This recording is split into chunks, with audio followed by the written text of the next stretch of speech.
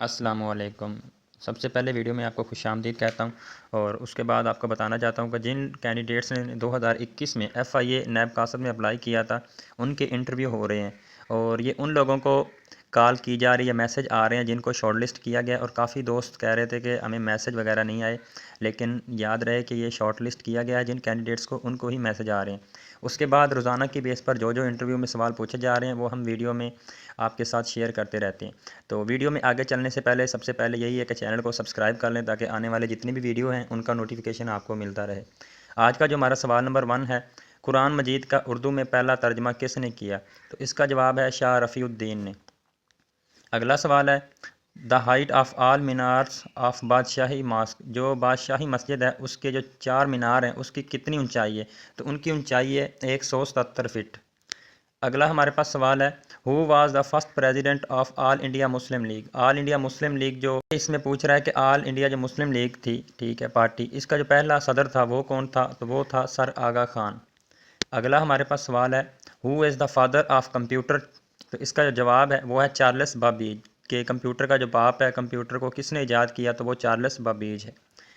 अगला हमारे पास सवाल है, international nurses day is observed on? जो इंटरनेशनल डे मनाया जाता है नर्सेस का, जो हमारे डॉक्टर की फील्ड में आती हैं, हॉस्पिटल में जो वर्क वगैरह करती हैं, तो वो कौन सा दिन मनाया जाता है? तो वो आपका मनाया जाता है 12 मई। अगला जो हमारे पास सवाल है, the S I unit of charge is? तो ये एस आई जो यूनिट है ये किसका चार्ज है? इसका जो चार्ज का ये यूनिट है तो वो आपका है कॉलम। अगला हमारे पास सवाल है, टक्का इज़ द करेंसी ऑफ? ये रिपीटेड सवाल है, ऑलरेडी ये पहले भी कई बार पूछा गया और कल ये दोबारा पूछा गया था। तो टक्का इज़ द करेंसी ऑफ, तो टक्का किस मुल्क की करेंसी है? तो आपकी बांग्लादेश मुल्क है, उसकी करेंसी टक्का है।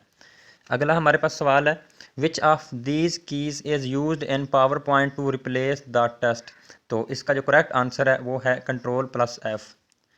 सवाल नंबर हमारे पास 9 है, control plus S is used for? Control plus S जो की है ये किस लिए इस्तेमाल की जाती है? तो ये आपके डॉक्यूमेंट को सेव करने के लिए इस्तेमाल की जाती है। याद रहे कि लास्ट 3-4 दिन 5 दिन हो गए हैं जो आपके ज़्यादातर जो मोस्टली सवाल पूछे जा रहे हैं इंटरव्यू में वो आपके कंप्यूटर के मुतालिक और आपका जो लाइसेंस वगैरह या डिप्लोमा वगैरह उसके मुतालिक ज़्यादातर सवाल पूछे जा रहे हैं। और आपने कोशिश करना है कि कंप्यूटर को ज़्यादा टाइम देना है, क्योंकि आजकल जो भी सवाल पूछे जा रहे हैं इंटरव्यू में तो वो कंप्यूटर के मुतालिक ही ज़्यादा पूछे जा रहे हैं। अगला जो हमारे पास सवाल है, control plus W used for? Control plus W जो की है ये किस लिए इस्तेमाल की जाती है? तो इसका जो आंसर है क्लोज आ डॉक्यूमेंट, डॉक्यूमेंट को बंद करने के लिए। अगला हमारे पास सवाल है, control plus F used for? तो कंट्रोल प्लस एफ़ जो की है ये किस लिए इस्तेमाल की जाती है? तो ये डॉक्यूमेंट को सर्च करने के लिए, हम किसी डॉक्यूमेंट को देखना चाहते हैं जो हमारे स्टोरेज डिवाइस में या हमारे कंप्यूटर लैपटॉप में पड़ा है, तो उसको सर्च करने के लिए कंट्रोल प्लस एफ़ हम यूज़ करते हैं।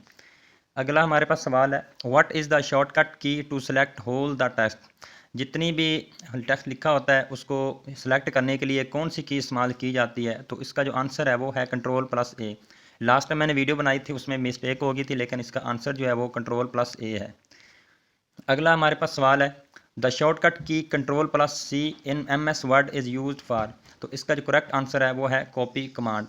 वो पूछ रहा है कि कंट्रोल प्लस सी जो है कि ये हम किस लिए इस्तेमाल करते हैं? तो ये हम किसी टेक्स्ट को कॉपी करने के लिए इस्तेमाल करते हैं। अगला हमारे पास सवाल नंबर 15 है, control plus x used for? तो कंट्रोल प्लस जो एक्स होता है ये किस लिए इस्तेमाल करते हैं? ये हम किसी टेक्स्ट को डिलीट करने के लिए या उसको कट करने के लिए इस्तेमाल करते हैं। कीज़ के बारे में काफ़ी पूछा जा रहा है, आपने कोशिश करनी है कीज़ के बारे में जितने भी एमसीक्यूज़ हैं वो आपने अच्छे तरीके से तैयार कर लेने हैं, ताकि अगर आपसे भी कोई सवाल की के मुताबिक पूछा जाए तो वो आपको आना चाहिए। अगला हमारे पास सवाल नंबर 16 है, डबल अंडरलाइन के लिए शॉर्टकट की क्या है? तो डबल अंडरलाइन के लिए जो शॉर्टकट की है वो आपकी कंट्रोल प्लस यू है। सवाल नंबर 17 है, control plus W for use? ये की है ये भी, तो ये कंट्रोल प्लस डब्ल्यू हम किस लिए इस्तेमाल करते हैं? ये close the currently open document, जो हम डॉक्यूमेंट करंटली उसी वक्त हम जिसे बंद करते हैं ना उसको ओपन करने के लिए कंट्रोल प्लस डब्ल्यू हम क्लिक करेंगे तो वो जो हमारा डॉक्यूमेंट हमने उस वक्त बंद किया होगा वो दोबारा ओपन हो जाएगा। अगला हमारे पास सवाल है, सवाल नंबर 18 है, prophet Muhammad lived in Medina for year? ये पहले भी कई बार सवाल आया है और ये कल दोबारा फिर पूछा गया था कि नबी पाक सल्लल्लाहु अलैहि वसल्लम ने मदीना में कितने साल गुजारे? तो वो 10 साल गुजारे थे। अगला हमारे पास सवाल है, Al Hudaibiya treaty was scribed by? जो अल हुदैबिया ये किसने लिखा था? ये हज़रत अली मुर्तज़ा ने लिखा था, हज़रत अली रज़ी अल्लाह ताला अन्हो ने। सवाल नंबर 20 है, which country is called the land of profits. किस कंट्री को, किस मुल्क को जो वो नबियों की सरजमीन कहा जाता है, तो वो इसका जो करेक्ट आंसर है वो आपकी फ़लस्तीन है। ये बहुत इंपॉर्टेंट सवाल है और काफ़ी दोस्तों से पूछा गया है और ये काफ़ी बार रिटन टेस्ट में भी आ जाता है इस तरह का सवाल, तो आपने इनको अच्छे तरीके से तैयार कर लेना है। अगला जो हमारे पास सवाल है, सवाल नंबर 21 है, ईद प्रेयर इज़, ईद की जो नमाज़ है क्या ये फ़र्ज़ है, वाजिब है, सुन्नत है, तो इसका जो करेक्ट आंसर है वो आपका वाजिब है। ईद की नमाज वाजिब है। अगला हमारे पास सवाल है, the name Muhammad has been mentioned time. Hazrat Muhammad वसल्लम का जो नाम है वो कुरान पाक में मोहम्मद कितनी मरतबा आया है, तो वो 4 मरतबा आया है। अगला सवाल नंबर 23 है और ये बहुत इंपॉर्टेंट सवाल है और कल ये पूछा गया था एक दोस्त से, तो इसलिए मैंने इसको वीडियो में डाल दिया है। हो सकता है आने वाली वीडियो में भी ये पूछ सकते हैं, आने वाला हमारा जो इंटरव्यू है उसमें भी ये पूछा जा सकता है। वो कह रहा है व्हाट इज़ एसी, एसी क्या है, तो एसी और डीसी ये करंट की इकसाम है। एसी करंट ये होता है जो हम अपने घरों वगैरह में इस्तेमाल करते हैं, फैक्ट्रियों में इस्तेमाल करते हैं, बिजली आप जिसे कहते हैं, ये एसी करंट में आ जाता है। और जो आपका डीसी करंट होता है वो आपकी बैटरीज वगैरह में जो इस्तेमाल होता है वो आ जाता है। जस्ट आपने इतना ही जवाब देना है, ज़्यादा आपने डीपली नहीं जाना। अगला जो हमारे पास सवाल नंबर है, मैंने पहले इसे रीड किया, दोबारा फिर रीड कर देते हैं। What is DC current. DC current जो होता है वो आपका डायरेक्ट करंट होता है, ये बैटरी वगैरह में इस्तेमाल होता है।